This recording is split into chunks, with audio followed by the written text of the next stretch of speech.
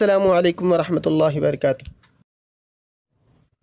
ہم اس سوال کا جواب لے کر حاضر ہوئے ہیں جس کا جواب ہر اس والدین کو چاہیے جو اپنے بچوں کو قرآن پاک فرقان حمید کی تعلیم سے آراستہ کرنا چاہتے ہیں۔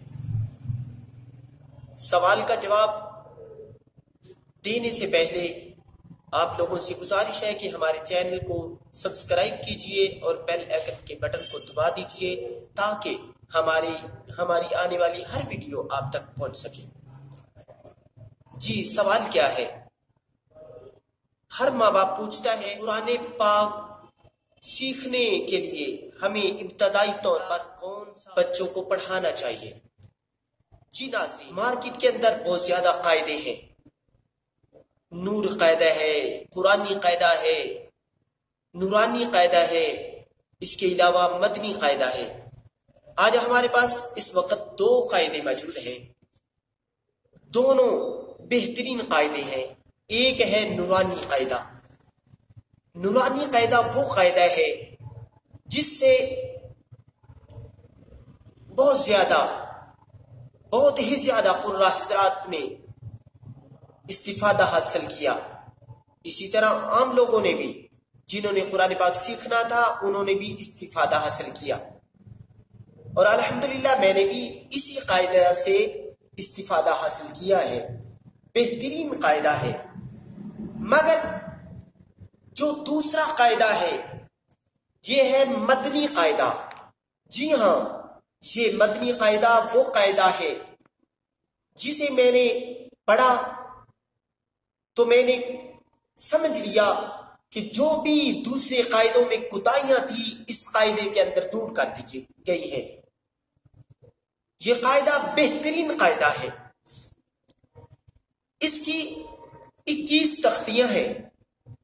اسٹارٹنگ کے اندر، شروع کے اندر، ابتدا کے اندر آپ دیکھ سکتے ہیں یہ نقشہ، یہ دانتوں کا نقشہ ہے جہاں سے لفظوں کو ادا کیا جاتا ہے۔ اس کے بعد اب یہ دیکھ سکتے ہیں حروف مفردات یعنی کہ حروف تہجی۔ اس کے اندر اسٹارٹنگ میں انہوں نے وہ حروف بھی ساتھ لکھ دیے ہیں جو حروف مستعلیہ یعنی کہ موٹے حروف ادا کیے جاتے ہیں۔ اس کے علاوہ آگے چلتے ہیں، یہاں پہ بچوں کے سمجھنے کے لیے انہوں نے بڑے اچھے انداز سے لفظوں کو ملا کے لکھا ہے۔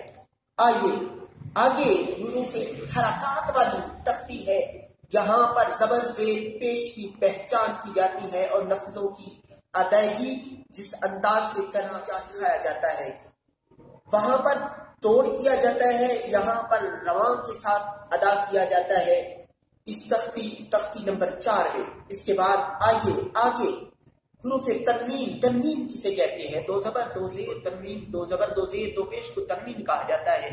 اس کے علاوہ جی ناظرین، اس قاعدے کے اندر انہوں نے اخفاء والے جہاں پر قاعدہ یہاں پر اظہار کا لگتا ہے ان تختیوں کو بھی الگ یہاں پر انہوں نے لکھا ہے۔ اقلاب والی تختی الگ لکھی ہے، ادغام والی تختی الگ لکھی ہے، حروف مدہ، حروف لین اور مدہ متصل، مدہ منفصل، اور اس کے علاوہ خاص بات یہ جس کی وجہ سے لوگ پریشان ہوتے ہیں، وقف کہاں کرنا چاہیے کہاں نہیں کرنا چاہیے، یہ تمام چیزیں اس قاعدے کے اندر موجود ہیں۔ جی ہاں، وقف تام، گول دائرہ، جہاں پہ آیت مکمل ہوتی ہے اسے وقف تام کہا جاتا ہے، جہاں پہ طا ہوتا ہے وہاں اسے وقف مطلق کہا جاتا ہے۔ یہ تمام چیزیں بھی اس قاعدے کے اندر درج ہیں۔ اور آخر میں